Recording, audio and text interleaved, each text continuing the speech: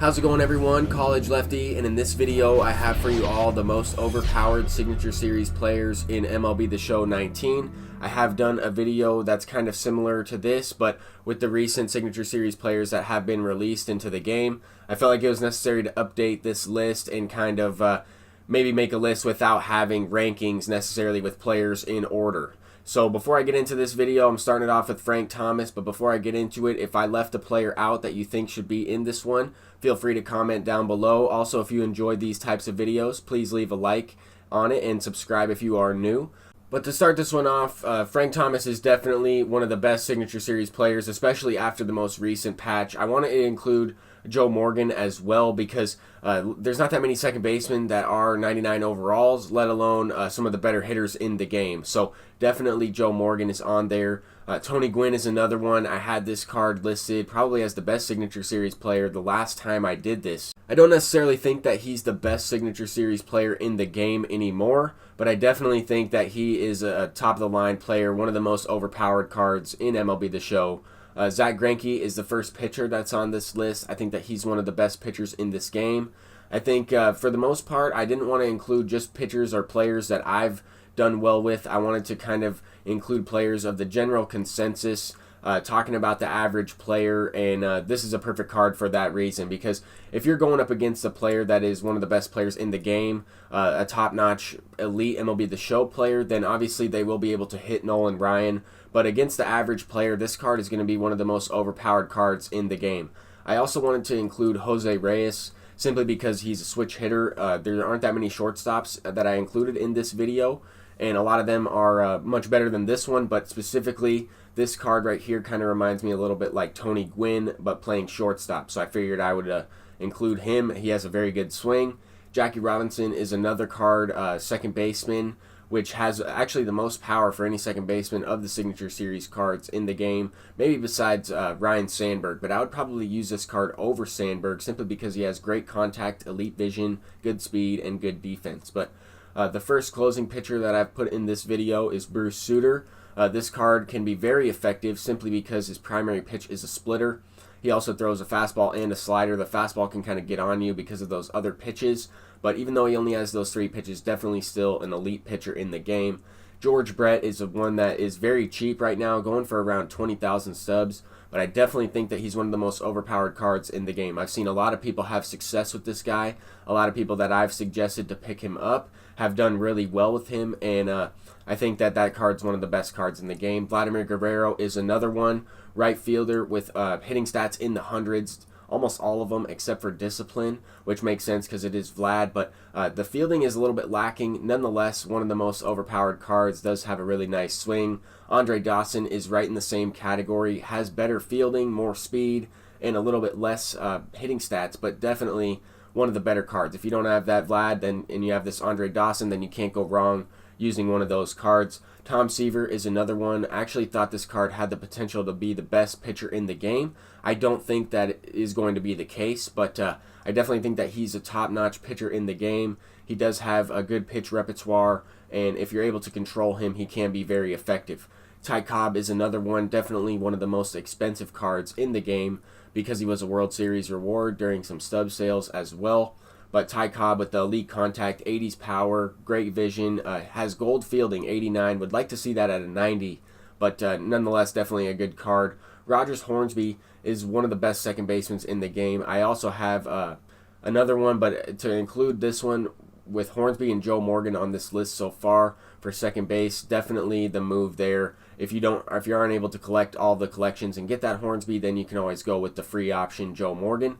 Lou Gehrig is a really good first baseman, arguably the best one in the game. I think some people might rather use Frank Thomas. Personally, I would rather use Lou Gehrig, but you can't go wrong with either one of them. Chipper Jones, probably the best third baseman all around in the game, does have that switch hitting ability, contact in the hundreds, power near the hundreds, has a little bit lower power versus lefties, but still gets the job done with the other hitting stats. I think Ken Griffey Jr. is one of the best outfielders, definitely top 3 in the game all around. If you're able to hit with this card, then he will be that much better for you because the defense is second to none. I mean, Willie Mays might have a little bit better fielding, but this card does have a lot of range out there, and Willie Mays is the next card. I think that this card has to be still the best card in MLB The Show 19 all around.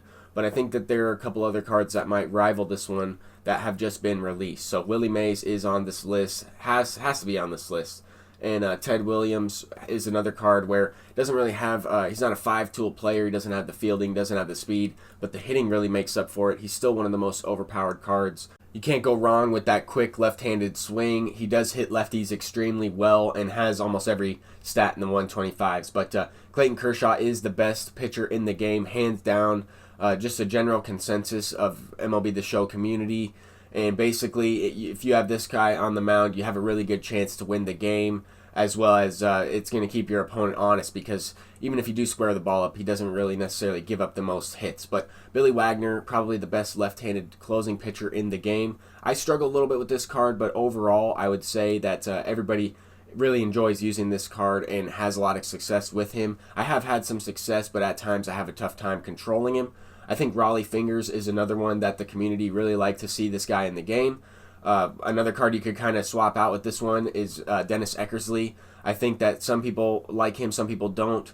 I feel like the general consensus of that Raleigh Fingers is that he's overall much better than Dennis Eckersley. That's just my opinion, as well as some opinion that I've seen from other people. But Bob Feller is definitely one of the best pitchers in the game. He's not as good as Clayton Kershaw, but I think that he's right there. Could easily be a top 2 pitcher in the game.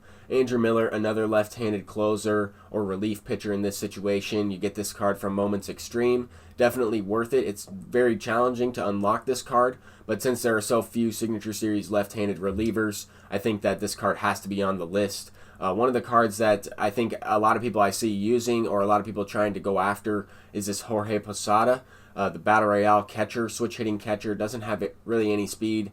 His defense isn't all the way there either, but he does play well enough to throw people out. Plays a little bit better than Mike Piazza from what I've seen. Another one is Johnny Bench. One of the few cards that has just been released recently that is very good. I wish I could get this card and use him, but I don't have the stubs to get him. I think that a lot of people using this card really like his swing and like his stats on this one. But if you don't have any of those dudes and you have Mike Piazza, then you're all set. I mean, wanted to include a few catchers. I know that Created Player is another way to utilize a great catcher on your team, as well as kind of create any player that you would like. So I think if you don't have any of those catchers and you have your Created Player, I didn't want to include the Created Player in this simply because he's not a real player. But those Signature Series cards are legit. I think Eddie Murray is a really good budget first baseman. Kind of second guess myself putting him on this list, but because of the way his swing is, and because I mean, I've seen a lot of people have success with that card already. I think Roberto Alomar is another one, second baseman that has a switch hitting ability, of course. A program card released earlier in the season that has gone up in price. I mean, he was going for right around 60,000 stubs at one point. Now he's kind of doubled. But Roberto Alomar, definitely the best second baseman in the game, in my opinion, all around. But Ernie Banks, 101, 104, I mean, this card is amazing. Has 100 hitting stats in the hundreds. 86 fielding is no slouch either. Definitely one of the best shortstop in the game. I definitely have him over a couple other guys like Troy Tulowitzki, Cal Ripken Jr. I would rather use that Ernie Banks. But Eric Gagne, definitely one of the best closing pitchers in the game. If there's one guy that's worth 400,000 stubs, that's a reliever. It's definitely going to be that Gagne, just because of the pitch repertoire that he has. If you have means to 100,000 stubs or so, you can get this Kenley Jansen, and this card is another really good closer, also part of the Dodgers Signature Series team. But anyway, I think that this Kenley Jansen is amazing. I didn't really have the most success with him, but hey, he's locked down. Anyway, Honus Wagner, you have to include Honus Wagner as the best shortstop in the game. He's hands down one of the best players in the game all around. He has 88 power and 89 power. I would like to see that used a little bit more. I have not really hit that many home runs with him, but definitely a solid card. Of course, Babe Ruth, the World Series award that was just released, is one of the best hitters in the game, probably the best one all around. If you like guys with a little bit higher vision, then Ted Williams might be your dude, but I think Babe Ruth is going to be the best hitter by the end of the game cycle. But anyway, this is the lineup that I'm rocking with. If you guys can kind of build a team of a lot of these best players, most overpowered Signature Series cards in the game, I think that you'll be better off. You'll be pretty set with your ranked team, and you will have a lot of fun playing with these cards. As you can see, I have built a team with a lot of these dudes. I don't necessarily have all of them, and I go with a couple different guys as I have that Aroldis Chapman from the All-Star version. I don't really have all Signature Series players. That's the one guy that isn't. But nonetheless, these are the most overpowered Signature Series players. I have been able to build up a pretty good team with most of them. And let me know what you guys think about this video. Let me know in the comment section down below. Until next time, everyone, I will be playing in the ESL MLB The Show tournament today. There's a qualifier going on. I'll be live streaming that, trying to see what that's all about. But until next time, everyone, I'm College Lefty. Peace out.